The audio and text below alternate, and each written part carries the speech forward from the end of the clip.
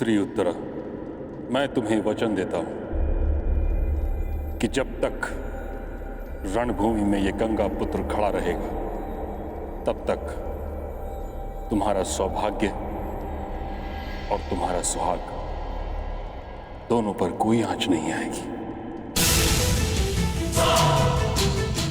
परंतु आपके पश्चात कदाचित तुम्हें यह ज्ञात नहीं कि मुझे इच्छा मृत्यु का वरदान प्राप्त है। फिर भी तुम्हारा संशय मिटाने के लिए मैं वचन देता हूं कि तुम्हारा पति अभिमन्यु सुरक्षित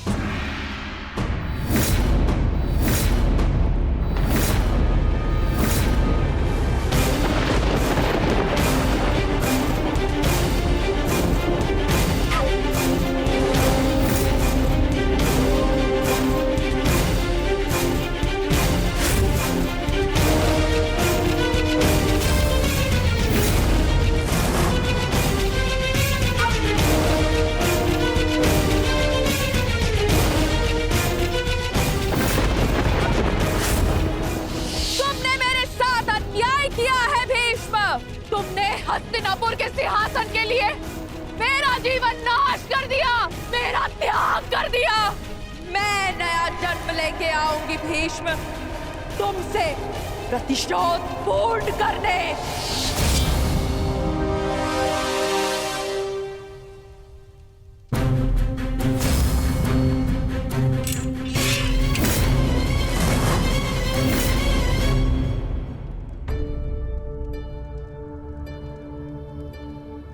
बहुत व्यस्त हो लक्ष्मणा?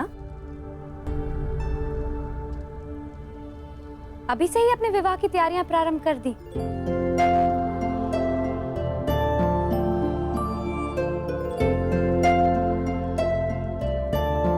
प्रणिपात काकीश्री। प्रसन्न रहो पुत्री। एकांत। तुम्हारी सास श्री तो राजकुमारी उत्तरा के वस्त्र अलंकरण समारोह में व्यस्त हैं। इसलिए वो चाहती थी कि ये सभी उपहार हम तुम तक पहुंचा दें। और वैसे भी महारानी सुदेशना से अधिक मेरा मन है कि मैं तुम्हें होने वाली महारानी की भांति सजते हुए देखूं।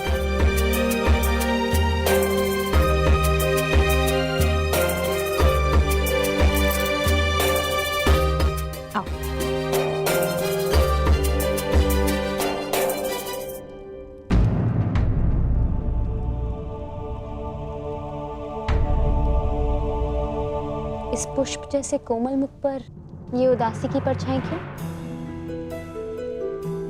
सब ठीक तो है ना लक्ष्मणा? तुम कुशल तो हो? मैं तो ठीक हूँ काकीश्री,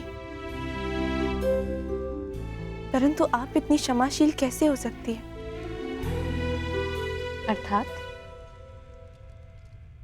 अर्थात मेरे पिताश्री ने जो किया वो भुलाया नहीं जा सकता, और मैं जानती हूं कि क्षमा भी नहीं किया जा सकता। परंतु ये जानते हुए कि मैं उन्हीं की पुत्री हूं, आप मुझसे इतना स्नेह कर रही हैं। मैं कुरुवंश की वधू हूं लक्ष्मणा, और कुरुवंश की पुत्री से स्नेह करना मेरा कर्तव्य है।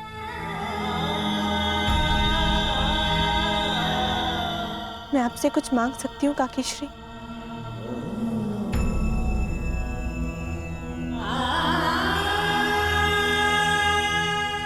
ये निर्णय तो मांग सुनकर ही ले पाऊंगी पुत्री। बिना सोचे समझे वचन देने की पीड़ा बहुत अनुभव कर चुकी हूँ।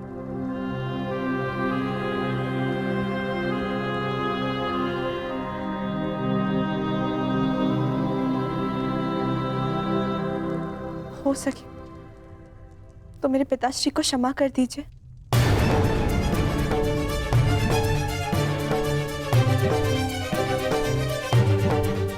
उनकी ओर से मैं आपसे क्षमा चाहती हूँ।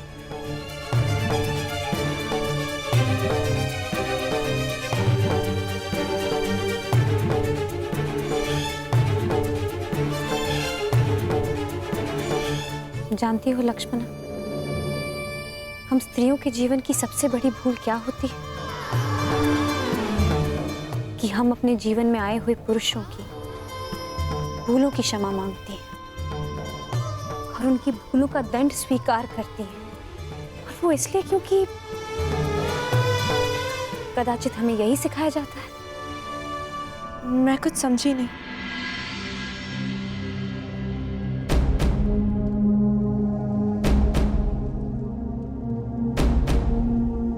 बस इतना समझ लो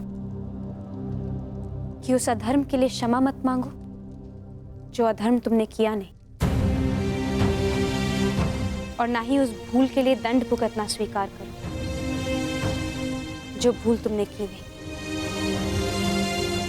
सदा अपने हृदय की सुनो।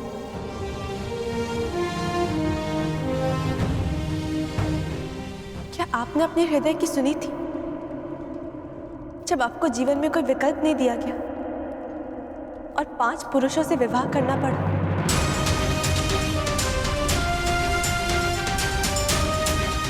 विकल्प था, परंतु मैंने उस स्थिति से बाहर निकलना उचित नहीं समझा। मैंने अपने हृदय की सुनी और सबके कल्याण के लिए मैंने 5 पुरुषों से विवाह करने का निर्णय लिया।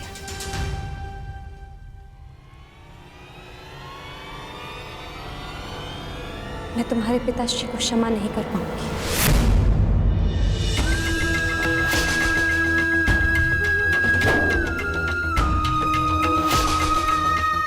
परंतु तुम्हें एक सीख दूंगी, सदा अपने हृदय की बात सुनो और अपने निर्णय का सम्मान करना। अपने जीवन से जुड़े किसी भी निर्णय के लिए कभी किसी और पर निर्भर मत होना। पांचाल कुमारी की जय हो। पांचाल से कुमारी शिखंडिनी और कुमार दृष्टद्युम्न पधार चुके हैं।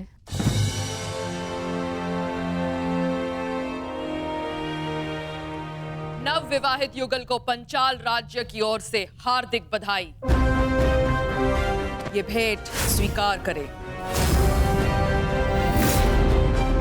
ये स्वर्ण मुद्रा पंचाल राज्य और हमारे मित्र राज्य विराटनगर और पांडवों के प्रति संधि और सहयोग का प्रतीक है।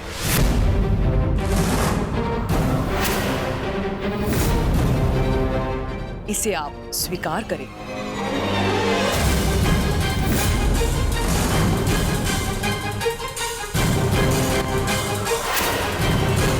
ये कटार पंचाल राज्य और हमारे मित्र राज्य की शक्ति दर्शाती है।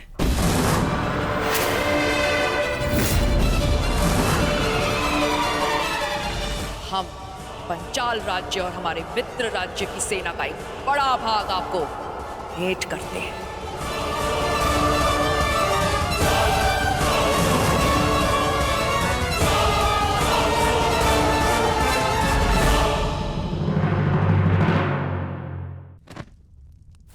और ये माटी पांचाल राज्य और उसके पड़ोसी मित्र राज्य की भूमि का संकेत है। हम पांचाल अथवा हमारे मित्र राज्य की भूमि का एक बड़ा भाग आपको भेंट करते हैं।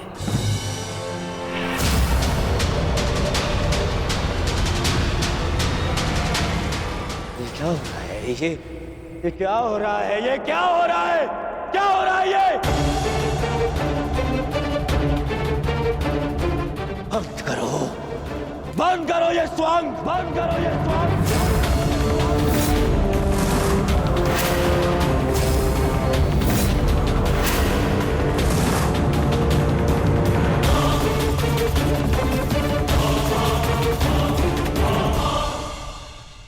याद नहीं है,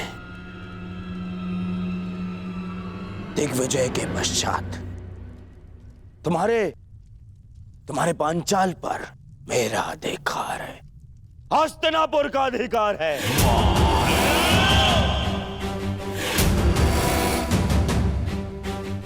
और इस भांति ये भेंट देना हमारे अधिकार के लिए चुनौती है।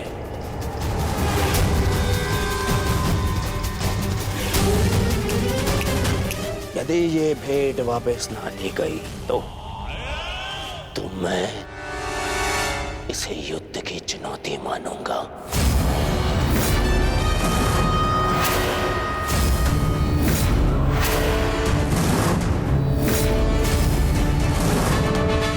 युद्ध की चुनौती। न्यायानाम् अधिकाराणां प्राप्त्यर्थं साम्राज्यार्थं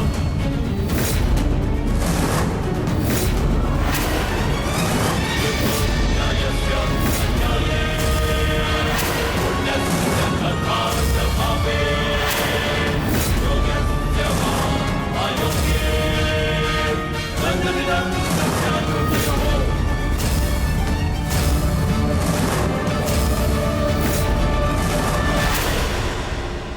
क्या पिताश्री ने तुम दोनों को यहाँ पहरेदारी करने को कहा है? जी राजकुमारी, युवराज का निर्देश है, हम आपकी रक्षा के लिए यहाँ प्रस्तुत रहें।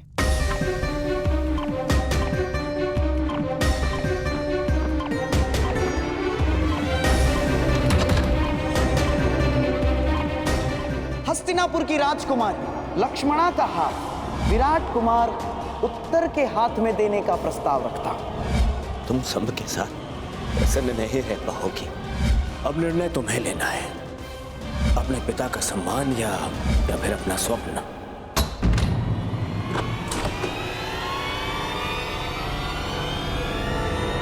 कौन है वहां? अरे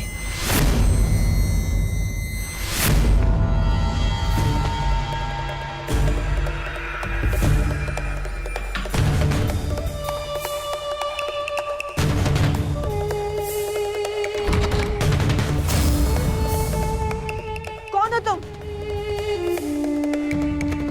वहीं रुको। मेरे बाद पीछे हटो। तुम ऐसे नहीं मानोगे ना?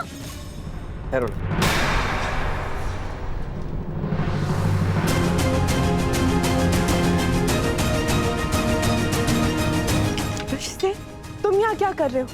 ये बताने का समय नहीं है लक्ष्मण, समय कुछ कर दिखाने का है।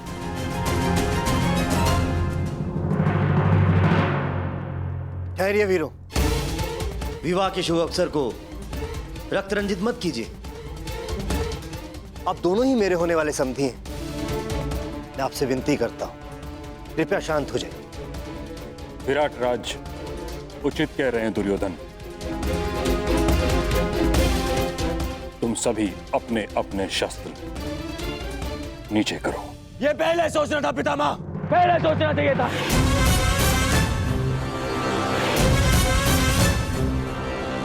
ना मैं, ना यहां कोई मूर्ख नहीं है, सब दिख रहा है। कैसे ये विवाह भेंट के नाम पे क्या कुचक्र चल रहा है, यहां सब दिखाई दे रहा है। सत्यवचन दुर्योधन, मैं तो भली भांति ये भी जानता हूं कि ये किसके संकेत पर हो रहा है।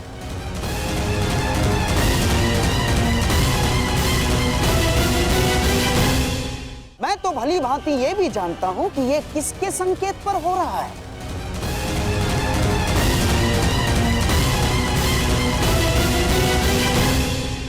मुझे ये विराट राज से ऐसी आशा नहीं थी पितामह, नहीं थी ऐसी आशा।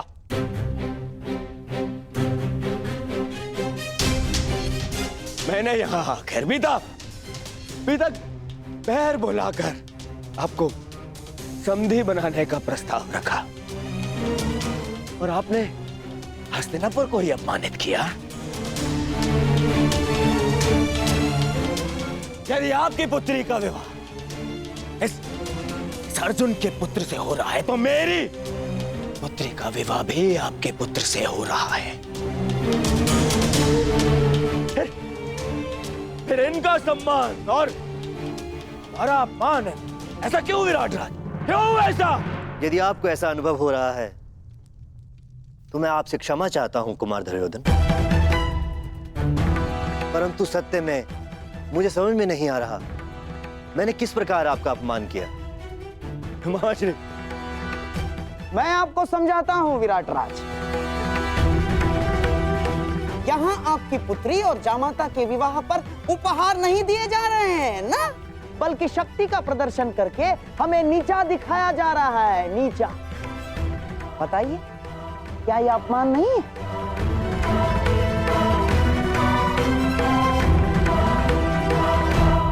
और तुम पांचाल कुमारी, जो उपहार तुम यहाँ भेंट स्वरूप लाई हो, उसमें केवल मेरा और हस्तिनापुर का अधिकार है, केवल मेरा। ये कौरवों की संपत्ति है, तुम्हारी नहीं। क्योंकि मित्रकर्ण मेरे आवाहन पे एक विजय प्रयाण के समय तुम्हारे पिता को पराजित किया था, पांचाल को पराजित किया था।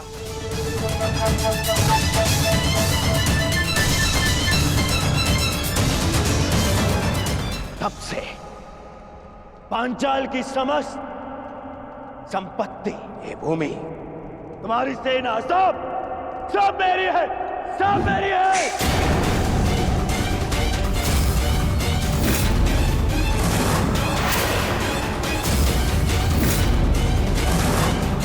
हम कौरवों की है।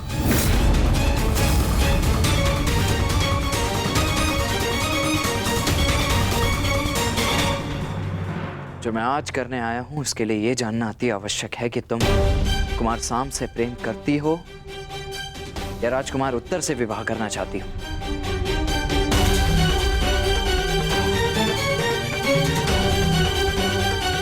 इस प्रश्न का उत्तर मैं कुमार साम को पहले ही दे चुकी हूँ।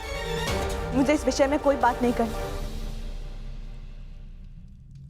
मैं तुमसे विनती करती हूँ वृषसेन, चले जाओ यहाँ से। मुझे समारोह के लिए तैयार होना है। कहाँ? उस विवाह के लिए जिसके लिए ना तुम्हारा हृदय और ना ही तुम्हारी आत्मा अनुमति देती है। और ऐसा किसने कहा तुम्हें? सांब ने कहा। तुम्हारे ये कहने के पश्चात भी कि तुम उसका मुख तक नहीं देखना चाहती, तो तुम्हारे हृदय की बात समझ गया कि तुम्हारे मन में आज भी वही, उसके अतिरिक्त तुम किसी और को अपना पति स्वीकार नहीं कर सकती।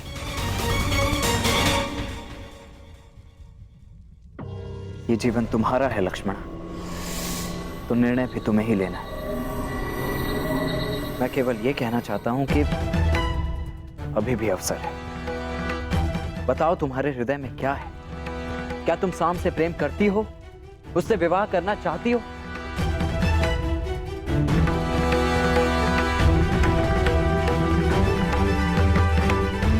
सदा अपने हृदय की बात सुनना और अपने निर्णय का सम्मान करना। अपने जीवन से जुड़े किसी भी निर्णय के कभी किसी और पर निर्भर मत होना। बताओ लक्ष्मणा, ये अंतिम अवसर है।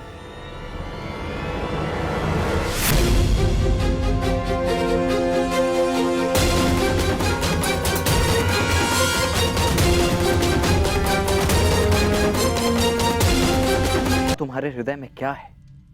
क्या तुम साम से प्रेम करती हो, उससे विवाह करना चाहती हो? बताओ लक्ष्मणा, ये अंतिम अवसर है।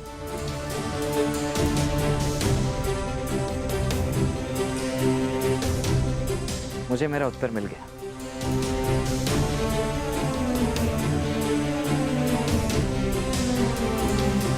रुक जाओ वृषसेन।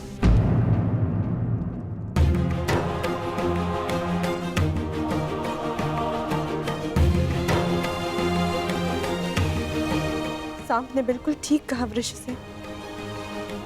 मैं केवल उन्हीं से विवाह करना चाहती, केवल उन्हीं के साथ अपना जीवन व्यतीत करना चाहती। परंतु जब वो मेरी मनोदशा समझ ही गए थे, तो मुझे छोड़ के गए ही क्यों?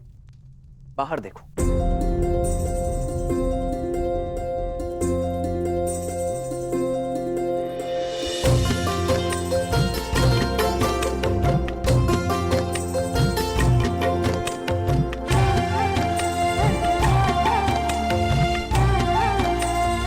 एक दूसरे को देखने के लिए बहुत समय मिलेगा लक्ष्मण, परंतु एक दूसरे के साथ जाने के लिए समय कम। शीघ्र तैयार हो जाओ। तैयार? परंतु किस लिए? अब इसका निर्णय मैं लूंगा कि किसको क्या मिलेगा। आपने मेरे पिता को पराजित किया था कुरु कुमार, मुझे नहीं। छल किया गया था मेरे साथ। ब्रह्मास्त्र ये प्रतिद्वंद्वी के सबसे बड़े शत्रु का भय उसके समक्ष उत्पन्न कर देता है।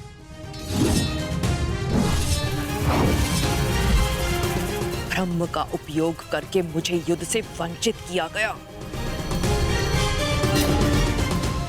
और युद्ध का ये नियम है, जो पराजित नहीं वो अधीन नहीं। इसलिए ये भेंट देने का मुझे अधिकार है। पांचाल की यही नीति है। मैं तुम्हें चुनौती देता हूं, स्वीकार करो।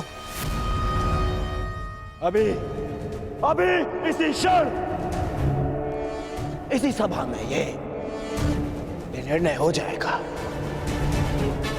कि कौन किसको पराजित कर सकता है।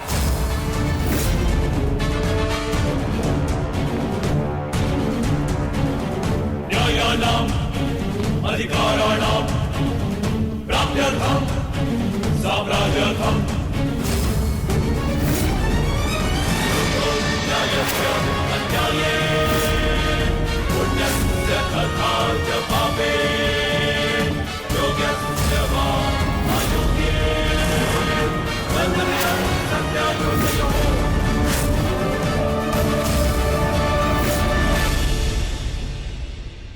मैंने तुम्हें पहले ही चेतावनी दी थी अंगराज, विवाह के समारोह में कोई भी विकट परिस्थिति उत्पन्न हुई तो उसका परिणाम भी विकट ही होगा। मैंने भी चेताया था, मैं यहाँ केवल अतिथि बनकर आया हूँ,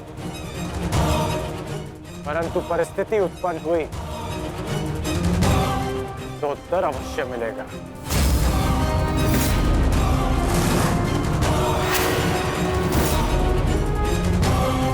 ठहरो, यहां कोई युद्ध नहीं होगा। मत भूलो कि ये अभिमन्यु का विवाह है। भीम, अर्जुन, कम से कम तुमसे मुझे ये आशा नहीं थी।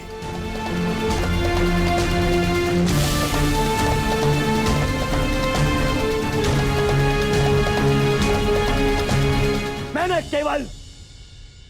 केवल हस्तिनापुर का अधिकार प्रस्तुत किया है, और कुछ नहीं। आप ही बताइए, जब पांचाल पर अब भी मेरा अधिकार नहीं है, हमारा अधिकार नहीं है। यदि अधिकार की बात है तो कहां है इंद्रप्रस्थ, जिस पर अज्ञातवास पूर्ण होते ही हमारा अधिकार होना चाहिए था। कैसा अधिकार? क्या तुम्हारी स्मृति पे 13 वर्ष के समय ने धूल जमा दी है दुर्योधन?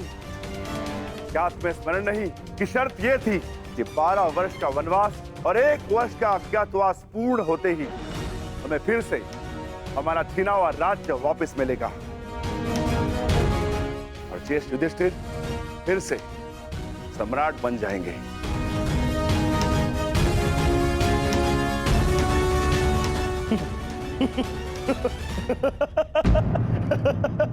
मामा जी, आपने सुना विक्रोधर भीम ने क्या कहा है? अधिकार। मेरी स्मृति पर कोई धूल नहीं जमी है विक्रोधर, परंतु तुम्हारी अवश्य प्रखर हो गई है।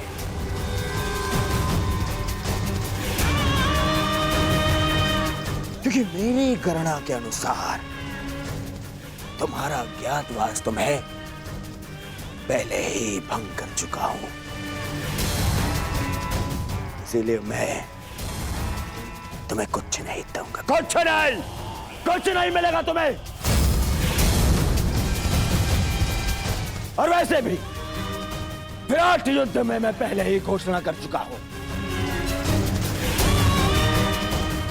कि इंद्रप्रस्थ पर अब भी मेरा दुर्योधन का अधिकार है।